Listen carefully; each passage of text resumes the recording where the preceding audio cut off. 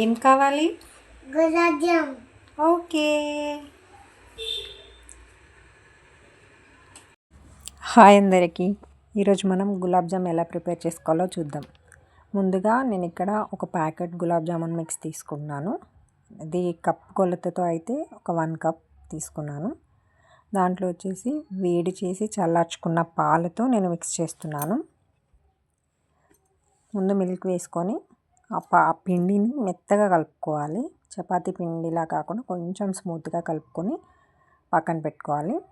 తర్వాత బౌల్లో నేను 1 కప్ పౌడర్కి 1.5 కప్ షుగర్ తీసుకుంటున్నాను.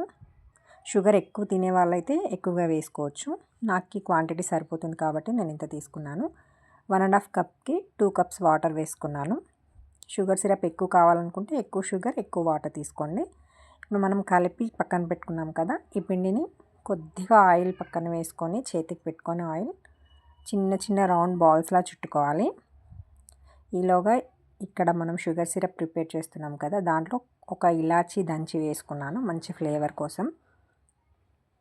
ఇక్కడ చిన్న చిన్న బాల్స్ లాగా ప్రిపేర్ చేసుకున్నాను. మరి పెద్దగా చేసుకోకండి, చిన్నగా చేసుకోండి బాల్స్. అలాగే స్టవ్ పైన ఒక కడాయి పెట్టుకొని డీప్ ఫ్రైకి సరిపడా ఆయిల్ వేసుకోండి. ఆయిల్ చాలా హీట్ అయ్యేంత వరకు చూడకండి, మీడియం హీట్ ఉన్నప్పుడే ఒక్కొక్క బాల్ వేసి గోల్డెన్ బ్రౌన్ కలర్ వచ్చేంత వరకు వేపుకోండి. స్టవ్ని సిమ్లో కానీ మీడియం ఫ్లేమ్లో కానీ పెట్టుకొని వేపుకోండి. హై ఫ్లేమ్లో పెట్టుకుంటే పైన తొందరగా వేగిపోతుంది, లోపల పిండి అలాగే ఉండిపోతుంది. సో చూస్తూ వేపుకోండి. ఇలా స్లోగా కుక్ చేసుకుంటేనే లోపల కూడా మంచిగా పిండి అనేది కుక్ అవుతుంది. ఇలా గోల్డెన్ బ్రౌన్ కలర్ వచ్చిన వెంటనే ఆ జామున్స్ అన్నీ తీసి ఒక ప్లేట్లో వేసుకోండి. ఇలా చూస్తే చాలా మాడినట్టుగా కనిపిస్తుంది కదండి, కానీ అది మనం సిరప్లో వేయగానే నార్మల్గా అయిపోతుంది. షుగర్ సిరప్ మనం ఈ బాల్స్ అన్ని దాంట్లో వేసేప్పటికీ గోరువెచ్చగా ఉండాలి. బాల్స్ అన్నీ తీసి షుగర్ సిరప్లో వేసేయండి. ఇలా వేసిన తర్వాత ఒక 1 or 2 hours పక్కన పెట్టుకొని